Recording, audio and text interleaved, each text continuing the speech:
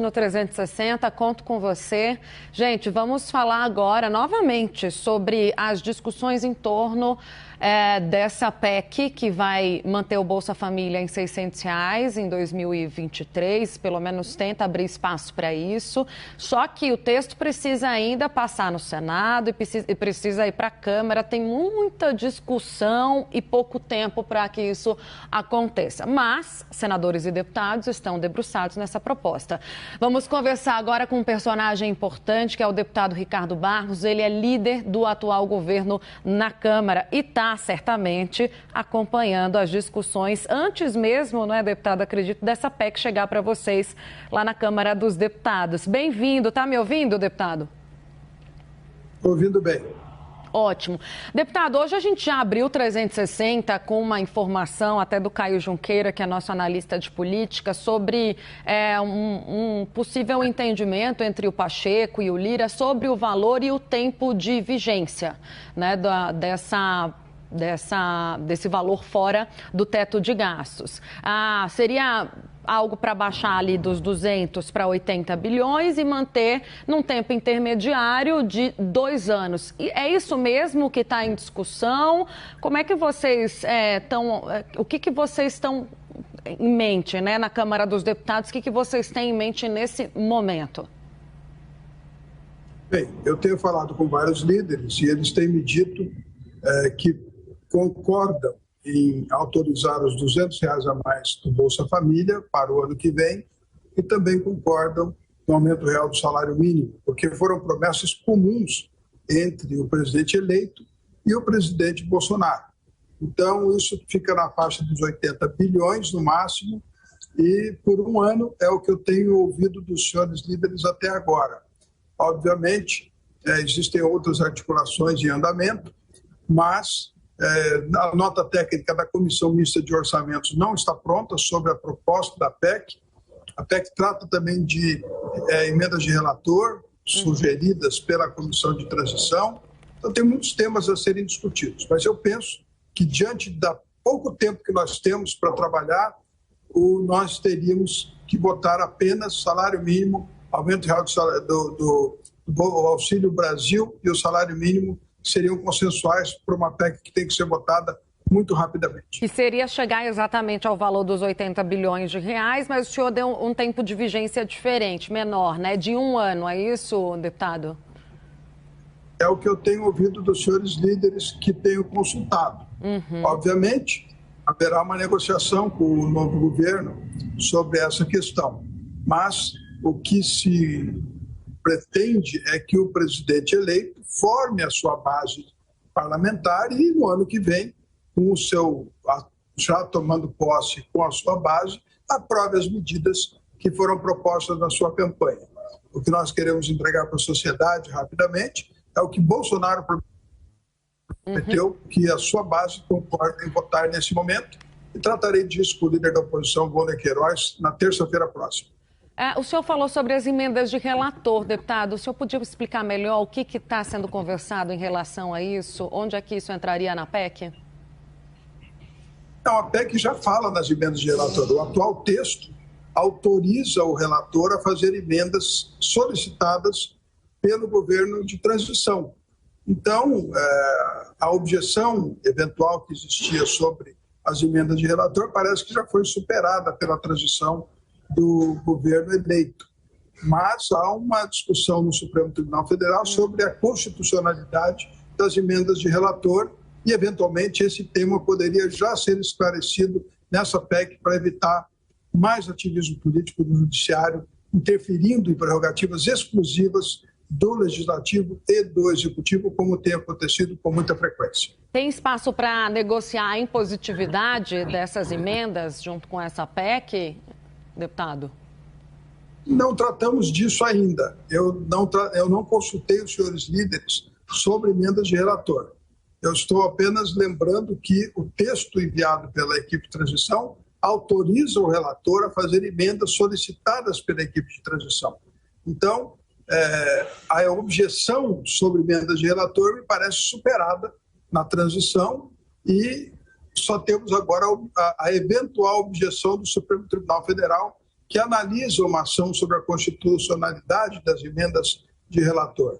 Então, o que nós estamos, eventualmente, poderemos fazer é aproveitar que o texto fala nas emendas RP9 de relator e resolver, né, deixar claro na Constituição que é, sim, prerrogativa do Parlamento autorizar as despesas que serão realizadas pelo Executivo, porque, de fato, isso é o que acontece em todo o mundo. O Parlamento é que determina os gastos dos impostos arrecadados no país. Eu vou chamar a Thaís Arbex para fazer pergunta também. Thaís. Boa tarde, líder.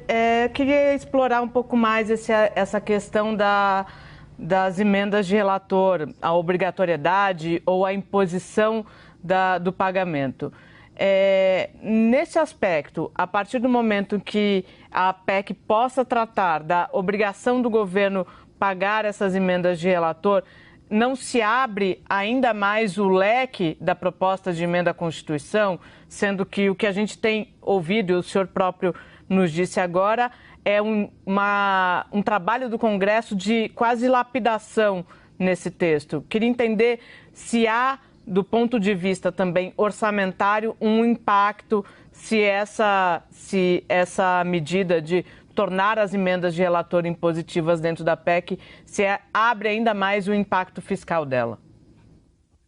Não abre impacto fiscal, as emendas de relator já estão previstas no orçamento de 2023. O que há é uma avaliação pelo Supremo Tribunal Federal da constitucionalidade das emendas de relator.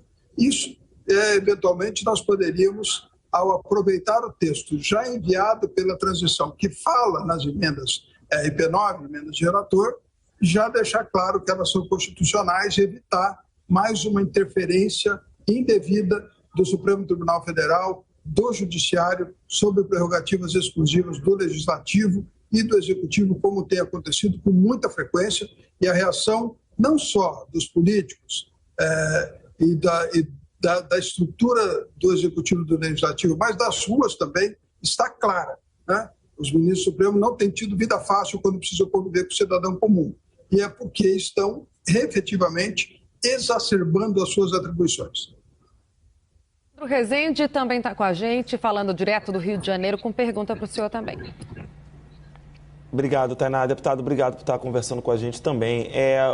Como é que o senhor vê a possibilidade do seu partido, progressistas e de setores do seu partido, conversarem com o governo Lula e, eventualmente, estarem na base do PT, né, na base do presidente eleito Lula, a partir de 2023? Alguma conversa já foi aberta e envolve, né, um apoio do PT à reeleição do Arthur Lira para a presidência da Câmara dos Deputados? Eu, pessoalmente, defendo que o Progressistas fique aguardando por algum tempo a pacificação do Brasil. Nossos eleitores, da maioria dos deputados eleitos pelos Progressistas, não aceitam esse tipo de aproximação com o governo eleito nesse momento. Então, é a obrigação do governo eleito tentar pacificar o país, trabalhar muito para isso, e, eventualmente, com tendo sucesso nessa tarefa, permitir que parlamentares possam colaborar com a votação de matérias que sejam do interesse do Brasil. Nós vamos aguardar, na minha opinião, a reunião da nova bancada eleita dos progressistas para poder avaliar um posicionamento.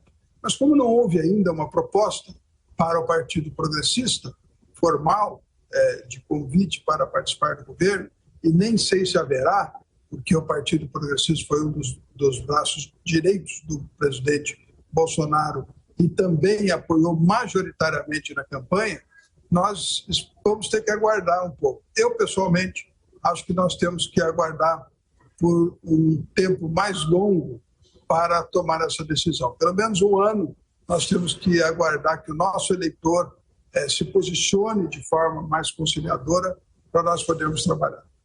Deputado, então seria uma postura de neutralidade por hora, por um tempo, o senhor fala, né? Por algum tempo. Quanto tempo, deputado? Insistindo um pouquinho mais na recondução do presidente da Câmara dos Deputados, Arthur Lira, e do papel do PT nisso. Os petistas já têm indicado que não vão colocar nenhum nome deles para disputar esse espaço, né? A presidência da Câmara dos Deputados. Há diálogo, então, para trazê-los para perto nessa recondução do presidente Arthur Lira?